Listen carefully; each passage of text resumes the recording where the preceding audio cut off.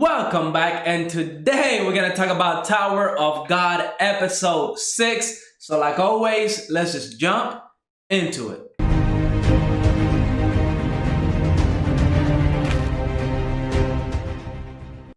So episode 6, we got to see everybody placed into their own positions. We see Rak becoming a spear bearer. We see Kun, he's actually a light bearer. And then of course Bam is a wave controller because of the amount of Shinsu he released. So all of this is, everybody's creating their own team, and eventually in the tower, when you get to a certain level, it's gonna have to be team based. At a certain point, you cannot climb the tower by yourself, so that's why they have these positions.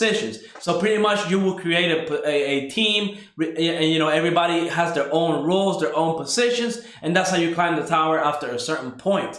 Now, I will say, right, we got to see a lot of the characters that we've been climbing the tower so far. We got to know a little bit about Ho. He's the one blonde person that was trying to help Bam because he considers Bam weak. But then we got the little snippet of Bam actually being able to make that ball with Shinsu while Ho was struggling. Again, after episode 5, after what Bam did, right, releasing all that Shinsu, I don't know how anybody would think that Bam is weak or any type of weakling, because again, just because he doesn't know the world of the tower, how to control Shinsu or anything like that, doesn't mean he is weak. Once he learns how to do all of that, of course he's going to be powerful. Remember, every time they talk about irregulars, it was said from episode 1, right? Irregulars come into the tower and chaos ensues because they either are so powerful or they create a following or something, right, that makes irregular dangerous to the tower. And that's what Bam is. Bam is an irregular. So now, a lot of people don't know this. Only like a handful of people would know. I don't even think that many people even know. But again, expect great things from Bam because that dude is going to kill it. Trust me.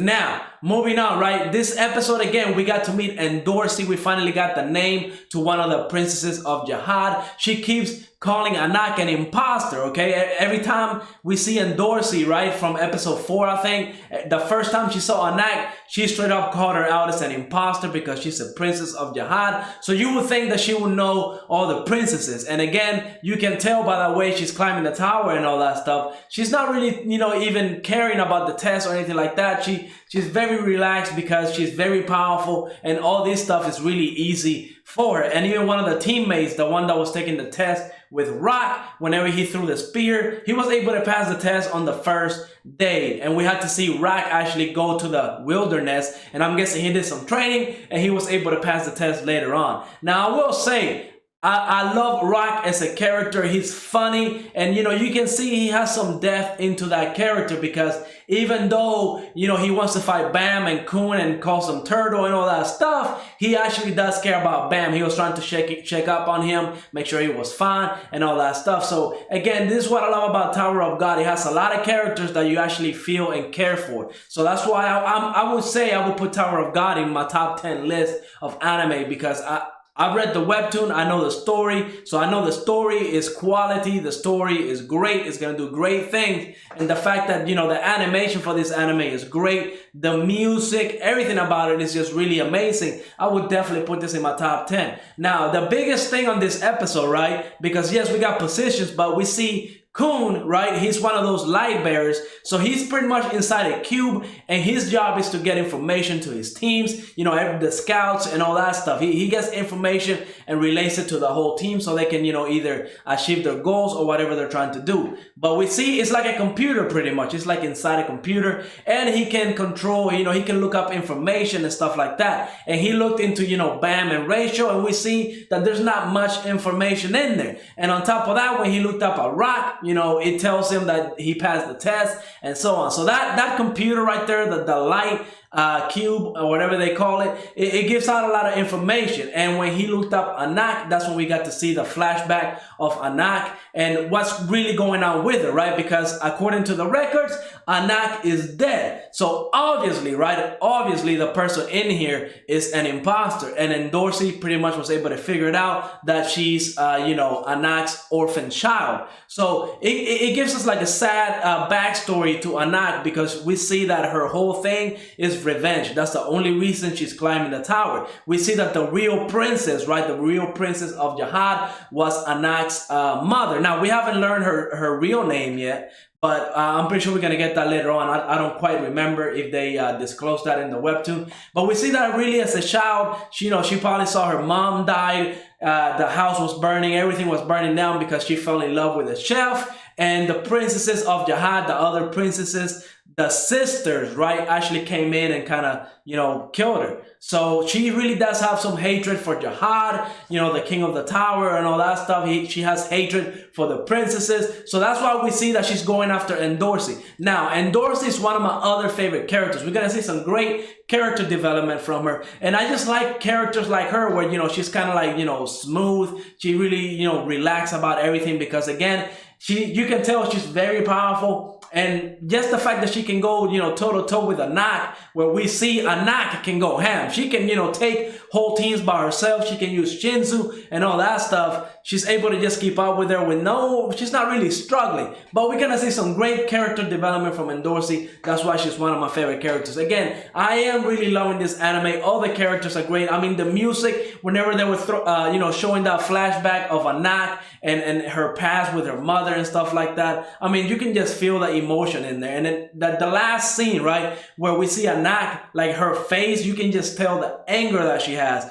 Again, this is the great thing about this anime. We're going to meet a lot of characters moving on forward. And I really do hope it gets renewed for season 2. I really do hope the anime is doing the ratings that it needs to do in order to get that second season. Because I'm telling you, at the end of this season, there's going to be a cliffhanger that's going to leave everybody like, they're just going to be speechless. And if we don't get to see a second season animated, it's going to be really, really sad. Now, before I go, I want to go and actually talk about Rachel, because we see that Rachel, everything Bam wants to do is find Rachel. And the fact that she told Kun to lie about her being there and she's locked up in her room while Bam is outside. She's having nightmares about, Bam actually making friends, because Bam is a likable character. I mean, you think about it. Bam knows no evil. The only time we got to see Bam kind of like cross that line was last episode when he almost killed that one redheaded girl because, she heard Rachel. So again, pretty much Bam's world is Rachel. Anything happens to Rachel, Bam is gonna go crazy, right? So we see Kun calling her out saying, he's not really your weakness. It's the other way around, right? Rachel is the weakness to Bam because Bam will, if you think about it, if Rachel says she's not going to climb the tower, you know what's going to happen? Bam is not going to climb the tower. If Rachel climbs the tower, Bam is going to go after her. That's the thing, right? Rachel can do and say whatever she wants and Bam is going to go along with it. So Kun is pretty much calling her out while she's locked up in her room, eating chocolate bars and having nightmares and being sad, right? You can just see like the negativity coming out of her. And with that nightmare where she was seeing, Bam, having friends around him and all that stuff, you can just tell that Rachel is not really, that positive person. We don't know her ambitions. We don't know her goals, right? We know she wants to go and climb the tower to see the stars, but there's going to be deeper things into that. Again, one of the great things about this anime is all the character depth and development that we're going to get. And we are going to learn some of the ambitions that Rachel has, what Kun has, and what Bam has. We're going to find out a lot of stuff. And that's why we need a season 2, because a lot of the stuff in season 1 is just building what Bam is going to become in the future. So again, we need that season 2. So I really do hope the anime is doing the ratings, because this is definitely one of my top 10 animes right now, because I know what's coming. I know the story. So like always, let me know what you thought of this episode. Go ahead and leave a like, subscribe, and I will see you on the next episode.